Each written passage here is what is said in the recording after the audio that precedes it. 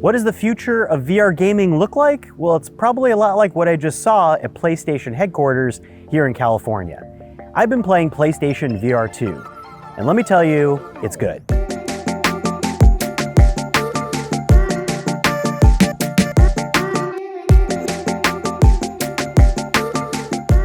PlayStation VR 2 is coming in 2023, and PlayStation already had a VR headset that came out in 2016. This headset has been announced over time, we got a lot of details about it, and it works with the PlayStation 5, which is already really hard to buy. But the headset takes advantage of the PlayStation 5 graphics and adds a whole new bunch of things to, after 4 games playing it, basically adds up to the headset that I would have loved back in 2016 with a few extra things. Now keep in mind, PlayStation VR 2 is not a standalone headset, so anyone who's used the Oculus Quest / MetaQuest, where you're fully moving around with no tether, this needs to be tethered with a USB-C cable back to the PlayStation 5, similar to PC gaming. But there are some advantages here you may not be aware of. Number one, the graphics are really good. Based on the handful of demos I've seen so far, it looks extremely vivid. The graphics have really nice lighting effects, and it's much more equivalent to the sort of stuff you'd be playing on a gaming PC, perhaps even better if some games learn to optimize some of this stuff. The other thing is that the trade-off for being tethered is the headset's really light. Like, I was shocked when I wore it. It's probably the lightest VR headset that I've ever worn. The headset feels smaller, and it feels just very comfortable to wear, even over my big glasses, which is not a given. And it has, similar to the PlayStation VR, these kind of like rubber things that drop down over your glasses, keep you protected, but you move the headset in and out to adjust, so it's not like a pair of goggles that you're pushing right against your eyes.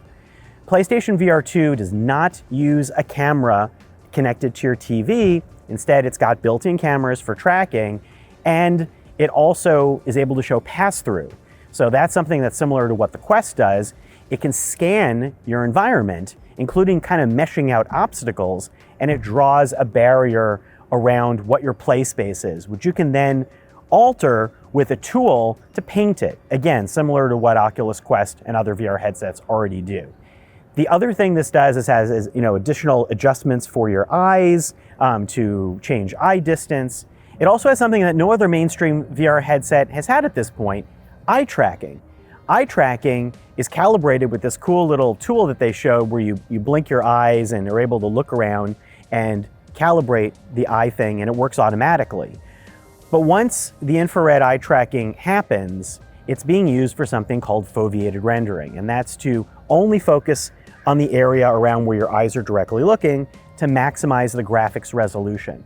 This stuff happens invisibly, so that everything just looks really good, and the area around it is slightly less super rich, but you don't notice it.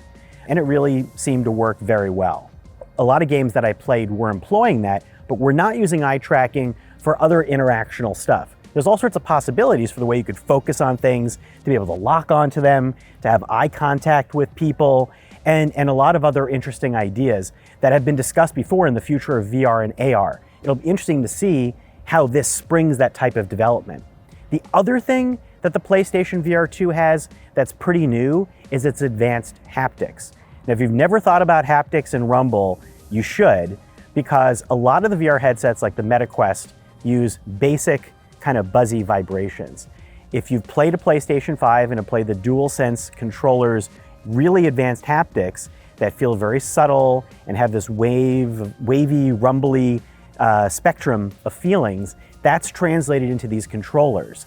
And it's in the headset. So I thought that was weird, but when you think about it, when I play these games, what it feels like is you're getting these waves of feedback, like in the real world, that you can also feel subtly vibrating into your head. It would be like if you felt a train go by and suddenly you could feel it in all different ways that rattle. It adds kind of like a sonic realism. And there are also adaptive triggers that have force feedback. That's on the DualSense for the PlayStation 5. It's here.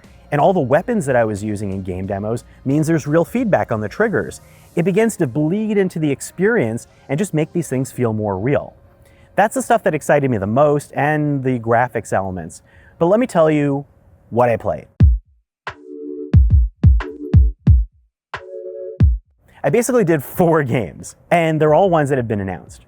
One of them is Horizon Call of the Mountain, which is the unique Horizon-themed game that's set in the same world as the two games that are already on PlayStation. It's a post-apocalyptic world full of these like dinosaur robots, if you haven't seen it before. And this is not meant to necessarily require you to have played those games. It's much more of an experiential, exploratory thing.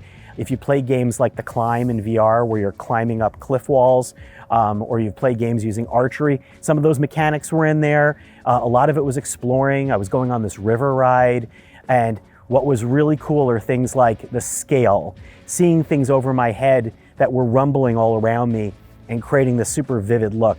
When I reached out my hand and touched a plant moving by, the haptics felt very gentle, like I was actually, like it was hitting a glove that I was holding versus like just a buzz. And there were little things to explore, like painting or drums. It was a little world, and it was very beautifully done and was an extended demo, and I don't know what comes next. The other game that I played was Star Wars Tales from the Galaxy's Edge. This is a game I played on Quest 2 and is being updated and enhanced for the PlayStation VR 2. This game, it was interesting to compare how it felt versus playing on the Quest 2. The difference here, again, was really the graphics realism, which started to feel much more cinematic. And you could see the textures, and especially lighting, felt a lot more convincing. And the coolest thing were as I picked up all the weapons and blasters, I felt the kickback and the feedback as I was using them. They really felt like different tools, and I felt like I could even maybe recognize them without looking at them. Walking Dead Saints and Sinners Chapter 2 is again a game that's been on other platforms. There's a Chapter 2, so again, it's a lot of swapping out of stuff all around your body, which is a VR interface mechanic. I didn't know where my flashlight was or my where the heck is my rifle?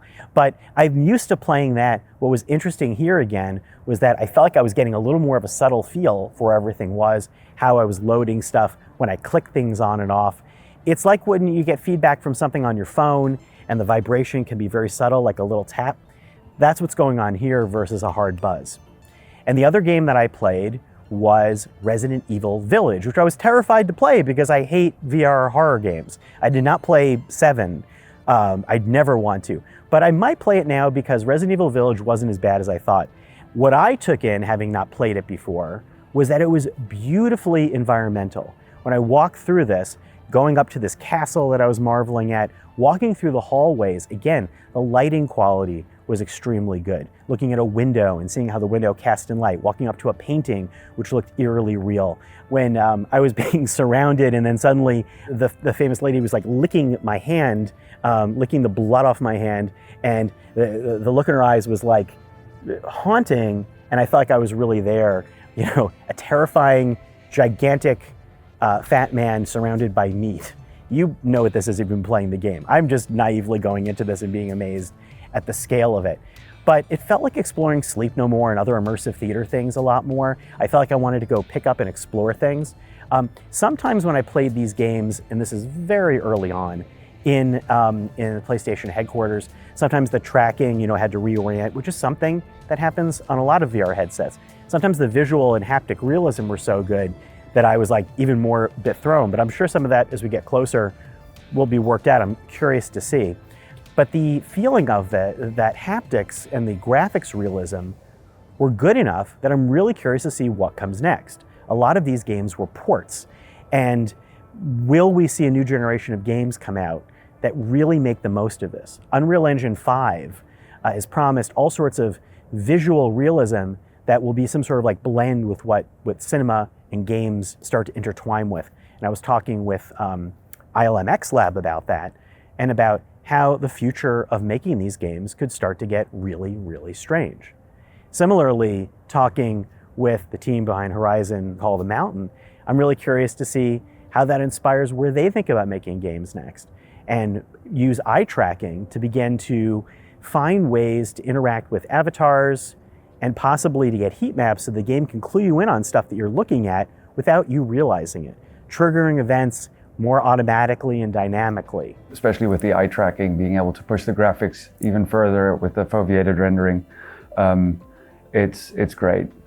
Some other cool things I liked about the headset is that I wore the Pulse over-ear spatial audio headphones, but you can plug in any headphones, including earbuds, and there's a crazy little earbud holder that's built into the side of these things. That's like genius, and you just pop them in and pull them back out. I'm curious to use that, but I remember the previous PlayStation VR, they'd kind of dangle. And I feel like the whole package of this is a lot easier to plug in. I didn't do the setup myself, but the fact that it's one cable and lightweight could really change how easy this is to use. I know with the original PlayStation VR, I kind of began to abandon it because it had a lot of breakout box stuff. It had that camera. There were just a lot of things to set up. This is really a one cable plug-in solution, even though it does need to be tethered. And the Sense controllers, let me just reiterate, Sony's never had its own dedicated controllers for VR. You had to use those old PlayStation Move controllers or use, the DualShock. The fact that these controllers are finally finished in a way that feels really great is wonderful. Two particular things I like: the weighting of them feels lighter because the way the ring is moved back on the hand, I felt like my hands could kind of float. If you ever used Valve Index controllers, which have like a force feedback grip, these don't have that, but the grip and the secondary button, which is clickable, are kind of feel like one and the same. So I felt like I was grabbing stuff with that instead of, kind of a three-prong thing that I usually do on the Oculus Touch.